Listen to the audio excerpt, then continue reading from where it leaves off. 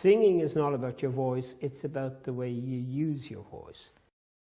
Lontano discolor il suo tetto si coprì, il suo tetto si coprì, discolore, discolor, mas il fin di trovare. I've gone extensively throughout the United States, to many states, and I've never ever found anybody with the approach of my school, because we're solely about the story, we're solely about the words. It's never about the voice as a thing in itself, so that makes us stand apart. And I could be talking about throughout Europe and certainly the UK, so we've got something very special here. You may hear our laughing across a crowded room, and night after night. The biggest difference is that the whole approach of singing has completely changed. In other words, today they're obsessed with top C's, B flats, top B's. It's all about the sound of the voice today. So that, by and large, that covers the singers that are out there today in the classical field.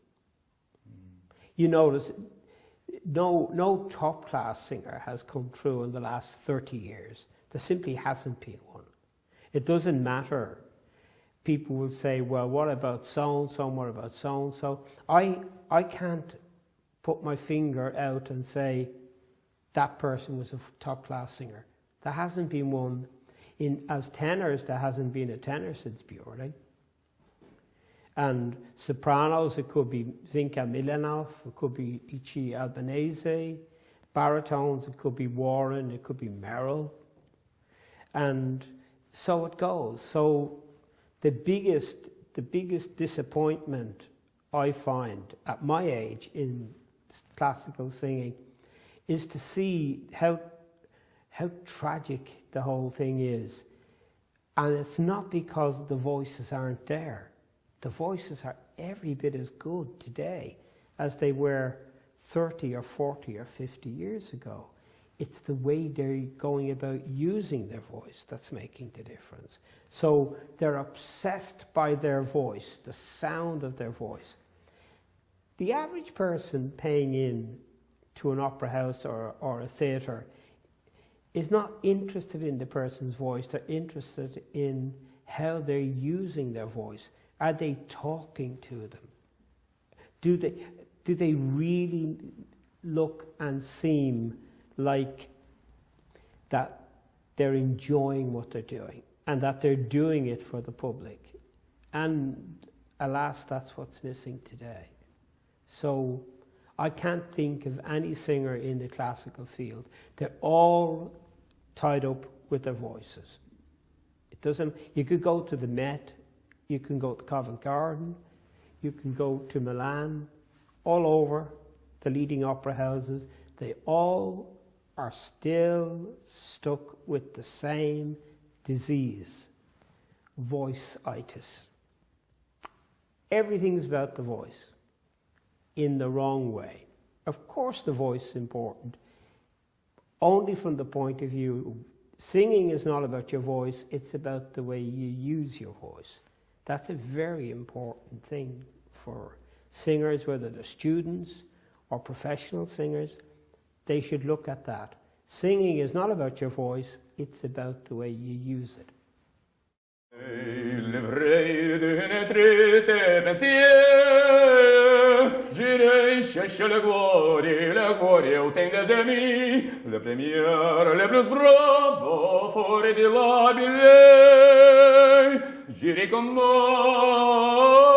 pour mon pays. I would hate to be a baritone or a bass or a soprano or mezzo-soprano or a contralto, because it appears that they have no contribution to make to the world of opera at all, because all you hear about is tenors, and everyone knows they're a mad lot.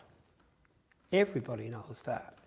So I'm for 3 sopranos, 3 baritones, 3 basses, 3 contraltos, and lock the tenors away.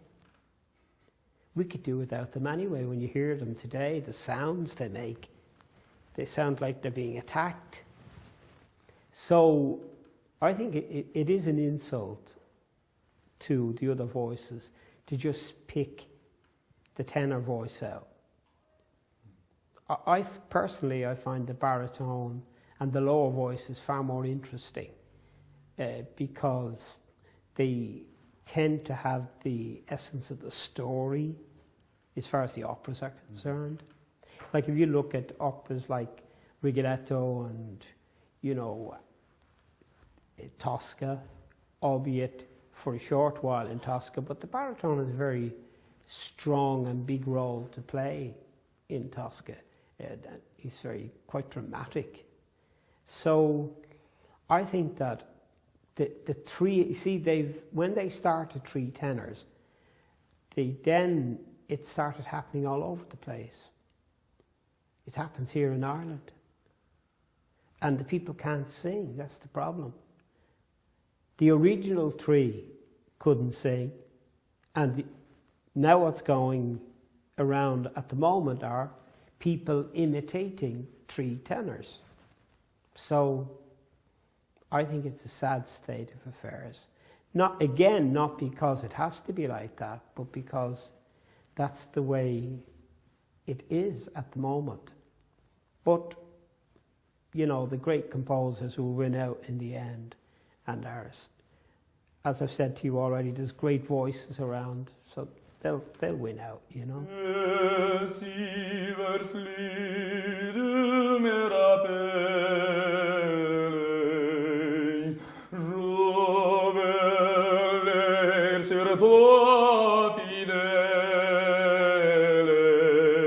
No, the principle is the same. Naturally, in the operas, there's more of a demand made on the singer. But they still have to know what they're doing. Whether they're in the musicals or whether they're in operetta, they have to know how to sing. And that should apply to the popular field. I think if it did, the young people coming through would have a better appreciation of singing in the way that it could be, you know.